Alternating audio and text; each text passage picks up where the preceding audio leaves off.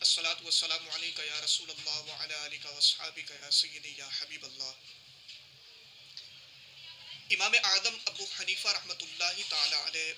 جس طرح امام اعظم فی الفقہ تھے، اسی طرح امام اعظم فی الحدیث بھی تھے،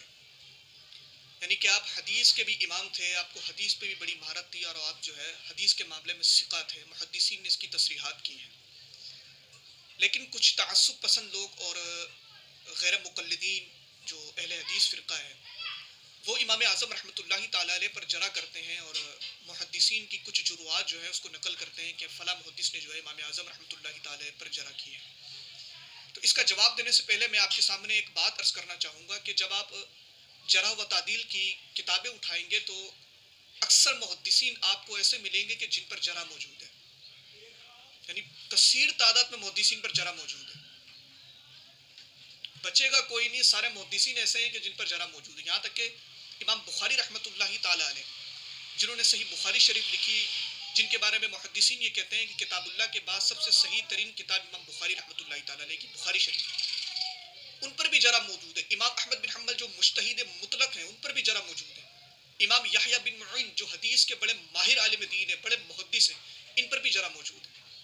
تو اس طرح تو کوئی محدث ہی نہیں بچے گا کہ جس پر جرح نہ ہو۔ تو جہاں جرح و تعدیل کے فن کو علماء نے وضع کیا ہے، وہیں پر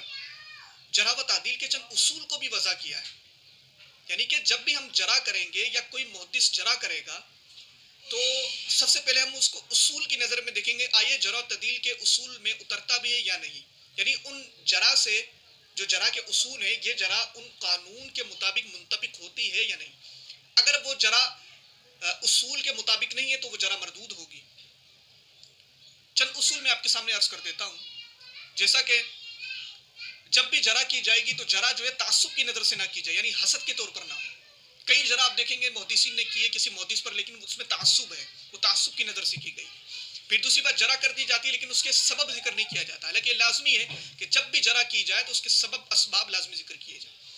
پھر بسا اوقات ایسا ہوتا ہے کہ جو محدث جرح کر رہا ہے وہ محدث خود محدثین کے نزدیک ضعیف ہوتا ہے۔ مثال کے طور پر امام بخاری رحمۃ اللہ تعالیٰ علیہ کے استاد ہیں ابو نعیم بن حماد، انہوں نے امام اعظم رحمۃ اللہ تعالیٰ علیہ کو مرجعی کہا ہے، یعنی مرجعی ہونے کا فتویٰ دیا ہے، جس کی وجہ سے امام بخاری نے امام اعظم کو ضعیف کہا ہے۔ لیکن جب ہم ابو نعیم بن حماد کو محدثین کی نظر میں دیکھتے ہیں تو محدثین نے ان کو ضعیف کہا ہے۔ تو ایسے کئی مثالیں آپ کو ملے گی کہ جو محدث دوسرے محدث پر جرح کر رہا ہے وہ خود ضعیف ہے، تو اس طرح جو ہے اس کی جرح کو جو ہے قبول نہیں کیا جائے گا۔ اس کے علاوہ آپ دیکھیں گے کہ جرح تو ذکر کی جا رہی لیکن جرح مفسر نہیں، یعنی اس کے اندر ابہام ہے، مبہم جرح ہے۔ اس طرح کے اصول جب آپ دیکھتے ہیں تو یہ اصول ایسے ہیں کہ جب جرح کی جا رہی ہے اور وہ جرح ان اصول کے مطابق ہو تو وہ جرح مقبول ہے۔ تو امام اعظم رحمۃ اللہ تعالیٰ علیہ پر جتنی بھی جرح کی جاتی ہے وہ اصول کے مطابق نہیں ہے۔ اگر جرح کی جا رہی ہے تو سبب نہیں ہے، اس کے اسباب جرح ذکر نہیں کیے جائیں گے، یا تعصب کی بنا پر جرح کی جا رہی ہے۔ اور دوسری بات یہ ہے کہ جو لوگ امام اعظم پر جرح کرتے ہیں، اعتراضات کرتے ہیں، جو محدثین کی جروحات کو نقل کرتے ہیں، ان کو جروحات تو نظر آ جاتی ہیں، جرح ضرور نظر آ جائے گی، امام بخاری پہ فلاں محدث نے جرح کی ہے، لیکن ان کو امام اعظم کی تعدیل نظر نہیں آئے گی۔ بڑے بڑے علماء نے، اکابرین نے جو ہے، بڑے بڑے محدثین، انہوں نے جو ہے امام اعظم رحمۃ اللہ تعالیٰ کی مدح کی ہے، ان کی عدالت بیان کی ہے۔ امام سفیان ثوری، امام یحییٰ بن معین،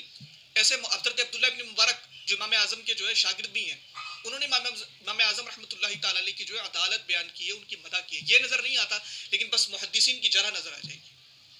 تو یہ چند اصول ہیں، اگر ان اصولوں کے مطابق امام اعظم پر کوئی جرح ہے تو وہ ہمیں دکھائے نا، پھر ہم اس کو دیکھیں گے، لیکن ہے ہی نہیں کوئی ایسی جو اصولوں کے مطابق امام اعظم پر جرح کی گئی، ایسا آپ کو ملے گا ہی نہیں۔ بلکہ آپ پر جو بھی جرح ملے گی وہ تعصب کی بنا پر ملے گی، یا وہاں پہ سبب جرح اس کے ذکر نہیں کیے گئے۔ تو اس لیے کہا جاتا ہے کہ امام اعظم رحمۃ اللہ تعالیٰ علیہ کی جو شخصیات ہے، ان پر جو جروحات کی جاتی ہیں وہ بالکل بھی جرح و تعدیل کے اصول کے مطابق نہیں ہے، وہ صرف آپ پہ تعصب کی بنا پر کی گئی ہیں، آپ پر اعتراض کیے گئے ہیں، بلکہ آپ کی جو ذات مبارکہ ہے وہ ثقہ ہے۔ محدثین نے تصریحات کی ہیں کہ وہ حدیث کے اندر ثقہ تھے، امام تھے، صحیح راوی تھے۔